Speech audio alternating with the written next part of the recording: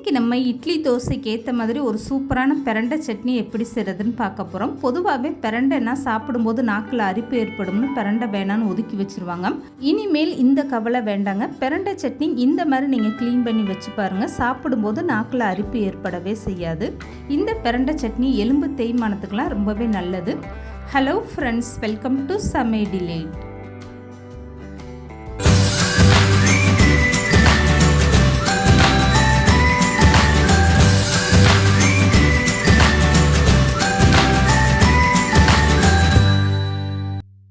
இப்போது பிரண்டை சட்னி செய்கிறதுக்காக இந்த மாதிரி பிரண்டை பிஞ்சாக பார்த்து வாங்கிக்கோங்க. பிரண்டை ரொம்ப முத்தாலாக இருந்தால் சட்னி அரைக்கும் போது உங்களுக்கு நார் நாராக வந்துடும். அதனால் இந்த மாதிரி பிஞ்சு பிரண்டையாக பார்த்து வாங்கிக்கோங்க. இப்போ இந்த பிரண்டை நான் ஒன்று கையில் எடுத்து காட்டுறேன் பாருங்கள், எந்த அளவுக்கு நல்லா பிஞ்சாக இருக்குன்னு. இந்த மாதிரி இருந்தால் தாங்க உங்களுக்கு சட்னி சாப்பிடும்போது நார் நாராக வராமல் ரொம்பவே நல்லாயிருக்கும். இப்போ இந்த பிரண்டையை எப்படி க்ளீன் பண்ணி எடுக்கிறதுன்னு பார்க்கலாம். இந்த பிரண்டை நீங்கள் அப்படியே கட் பண்ணி கையில் எடுத்திங்கன்னா உங்களுக்கு கையெல்லாம் அங்கங்கே அரிக்க ஆரம்பிச்சிடும். இதுக்காக கையில் கொஞ்சமாக எண்ணெய் இந்த மாதிரி தடவிக்கோங்க. அப்படி இல்லைன்னா கையில் ஒரு கவர் மாட்டிட்டு நீங்கள் இந்த பிரண்டையை க்ளீன் பண்ணி எடுத்துக்கோங்க. அப்படியே வெறும் கையில் நீங்கள் பிரண்டையை க்ளீன் பண்ணிங்கன்னா உங்களுக்கு கண்டிப்பாக கையில் அரிக்க ஆரம்பிச்சிடும். இப்போ இந்த பிரண்டையில் ஒன்று எடுத்துகிட்டு இந்த மாதிரி நல்லா கிள்ளி எடுத்துக்கோங்க. பிஞ்சாக இருக்கும்போது இப்படி கையில் உடைக்கிறதுக்கு உங்களுக்கு ரொம்ப ஈஸியாக வந்துடும்.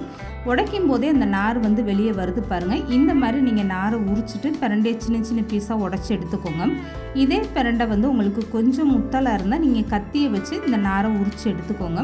இந்த நாரோட கண்டிப்பாக நீங்கள் பிரண்டை சட்னி அரைக்கக்கூடாது. மேலே இருக்கக்கூடிய இந்த தோலை உரிச்சிட்டு தான் நீங்கள் சட்னி அரைக்கணும். இப்போ இந்த மாதிரி எல்லா பிரண்டையுமே சின்ன சின்னதாக நீங்கள் உரித்து கட் பண்ணி எடுத்து வச்சுக்கோங்க. இப்போ 1-2 பிரண்டை முத்தலாக இருக்குது. இதை நான் கத்தினால் இந்த மாதிரி தோலை உரித்து எடுத்து வச்சுக்கிறேன். இந்த மாதிரி சின்ன சின்ன பிரண்டையை நீங்கள் கட் பண்ணி எல்லா பிரண்டையுமே க்ளீன் பண்ணி எடுத்து வச்சுக்கோங்க. இந்த மாதிரி க்ளீன் பண்ணி எடுத்ததுக்கப்புறமா தண்ணியில் போட்டு நல்லா ஒரு டைம் கழுவி எடுத்துக்கோங்க. இப்போ பிரண்டையெல்லாம் இந்த மாதிரி சின்ன சின்னதாக கட் பண்ணி எடுத்து வச்சு பாருங்கள். இப்போ கழுவி எடுத்து வச்சதுக்கப்புறமா இந்த சட்னி எப்படி செய்கிறதுன்னு பார்க்கலாம். இப்போ இந்த பிரண்டை சட்னி செய்கிறதுக்காக ஒரு அகலமான பாத்திரம் வச்சுக்கோங்க. இதில் ஒரு 3 ஸ்பூன் அளவுக்கு நல்லெண்ணெய் சேர்த்துக்கோங்க. பிரண்டை வதக்கி எடுக்கிறதுக்காக கண்டிப்பாக நீங்கள் நல்லெண்ணெய் சேர்த்து தான் வதக்கணும். அப்போ தான் உங்களுக்கு சாப்பிடும்போது அந்த நாக்கில் அரிப்பு ஏற்படாது. இப்போ இந்த பிரண்டையை கழுவி எடுத்ததுக்கப்புறமா தண்ணியெல்லாம் வடிச்சிட்டு இந்த பிரண்டையை எண்ணெயில் சேர்த்துட்டு இந்த மாதிரி நல்லா வதக்கி விடுங்க. இந்த பிரண்டை சட்னி அரைக்கும் போது முக்கியமான விஷயமே நீங்கள் பிரண்டையை நல்லா எண்ணெயில் வதக்கி எடுக்கணும். 1-2 லேசாக வதக்கி எடுத்திங்கன்னா கண்டிப்பாக சாப்பிடும்போது நாக்கில் அரிப்பு ஏற்படும். இந்த பிரண்டையை எண்ணெயிலே இந்த மாதிரி ஒரு 5 நிமிஷத்துக்குனாலும் கலர் மாறுற வரைக்கும் நல்லா இந்த மாதிரி வதக்கி எடுத்துக்கோங்க. இப்போ உங்களுக்கு பிரண்டையை பார்க்கும்போதே தெரியும், அந்த பிரண்டையில் இருக்கக்கூடிய தண்ணியெல்லாம் இழுத்துட்டு இந்த பிரண்டை எந்த அளவுக்கு நல்லா வதங்கி வந்துருச்சு பாருங்கள். இந்த மாதிரி நீங்கள் நல்லா வதக்கி எடுத்திங்கன்னா கண்டிப்பாக இந்த பிரண்டை சட்னி சாப்பிடும்போது உங்களுக்கு நாக்கில் அரிப்பு ஏற்படாது. இப்போ இந்த பிரண்டையை ஒரு 5 நிமிஷம் எண்ணெயிலே நல்லா வதக்கியாச்சு. இப்போ அதே பாத்திரத்தில் மற்ற பொருட்கள் எல்லாமே சேர்த்து வதக்கி எடுத்துக்கோங்க. இப்போ இந்த பிரண்டை அப்படியே ஓரமாக ஒதுக்கி வச்சுட்டு இதில் 1 ஸ்பூன் அளவுக்கு உளுந்தம்பருப்பும் 1 ஸ்பூன் அளவுக்கு கடலைப்பருப்பும் சேர்த்துட்டு வறுத்து விடுங்க. உளுந்தம்பருப்பும் கடலைப்பருப்பும் சேர்க்கும் போது உங்களுக்கு இந்த சட்னி நல்ல வாசனையாகவும் நல்ல திக்காகவும் இருக்கும். இப்போ லேசாக இந்த மாதிரி பருப்பை வறுத்து விட்டதுக்கப்புறமா மற்ற பொருட்கள் எல்லாமே சேர்த்துக்கலாம். இந்த சட்னிக்கு மட்டும் நீங்கள் எடுத்ததுமே உளுந்தம்பருப்பு கடலைப்பருப்பை சேர்த்து வறுக்கக்கூடாதுங்க. ஃபஸ்ட்டு பிரண்டையை வறுத்ததுக்கப்புறமா அதே பாத்திரத்தில் நீங்கள் உளுந்தம்பருப்பு கடலைப்பருப்பை சேர்த்து வறுத்து எடுத்துக்கோங்க. இப்போ உளுந்தம்பருப்பு கடலைப்பருப்பு ரெண்டுமே சேர்ந்து நல்லா வறுப்பட்டு கலர் மாறி வந்துருச்சு. இந்த நேரத்தில் மற்ற பொருட்கள் எல்லாமே சேர்த்துக்கோங்க. ஒரு 7-8 வெள்ளைப்பூடு பற்கள் சேர்த்துக்கோங்க. இப்போ இது கூடவே காரத்துக்காக பச்சை மிளகாய் சேர்த்துக்கோங்க. நான் ஒரு 6-7 பச்சை மிளகாய் சேர்த்துருக்கேன். இப்போ இது கூடவே ஒரு தேங்காய் சின்ன சில்லாக கட் பண்ணிவிட்டு சேர்த்துக்கோங்க. இது கூடவே ஒரு பெரிய நெல்லிக்காய் சைஸில் புளி எடுத்துகிட்டு அதில் இருக்கக்கூடிய நாரெல்லாம் எடுத்து க்ளீன் பண்ணிவிட்டு அந்த புளியை அப்படியே சேர்த்துக்கோங்க. பிரண்டை நல்லா வறுப்பட்டதுமே அதுக்கப்புறம் ஃபுல்லாக கம்ப்ளீட்டாக ஸ்டவ்வை மீடியமாக வச்சுட்டு மற்ற பொருட்கள் எல்லாமே சேர்த்துக்கோங்க.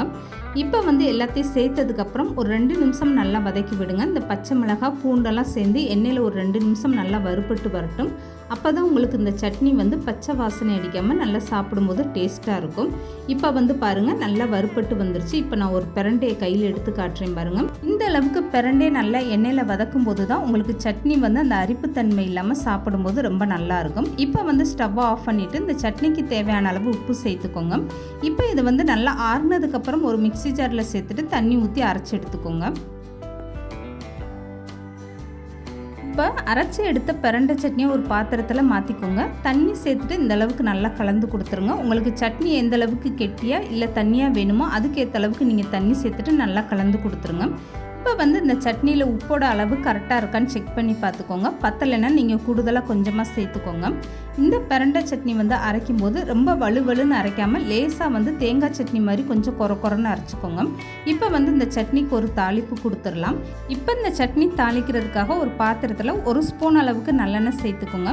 எண்ணெய் வந்து நல்லா சூடானதுக்கப்புறம் 1 ஸ்பூன் அளவுக்கு கடுகு உளுந்து சேர்த்துக்கோங்க. இந்த கடுகு உளுந்து நல்லா பொரிஞ்சு வரட்டும். இதுக்கப்புறமா ஒரு காஞ்ச மிளகாய் சின்னதாக கிள்ளிட்டு சேர்த்துக்கோங்க.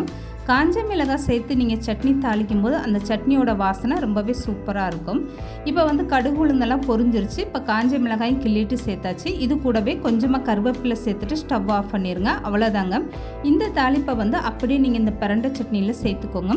இந்த பிரண்டை சட்னி வந்து எலும்பு தேய்மானம் உள்ளவங்களுக்குலாம் ரொம்பவே நல்லதுங்க. வயசானவங்க மூட்டு வலி வருதுன்னு சொல்கிறவங்களுக்குலாம் இந்த மாதிரி பிரண்டை சட்னி நீங்கள் அரைச்சி கொடுங்க. இது வந்து கொஞ்சம் கூட நாக்கில் அரிப்புத்தன்மையே இல்லாமல் சாப்பிட்றதுக்கு அவ்வளோ ஒரு அருமையான டேஸ்ட்டாக இருக்கும்.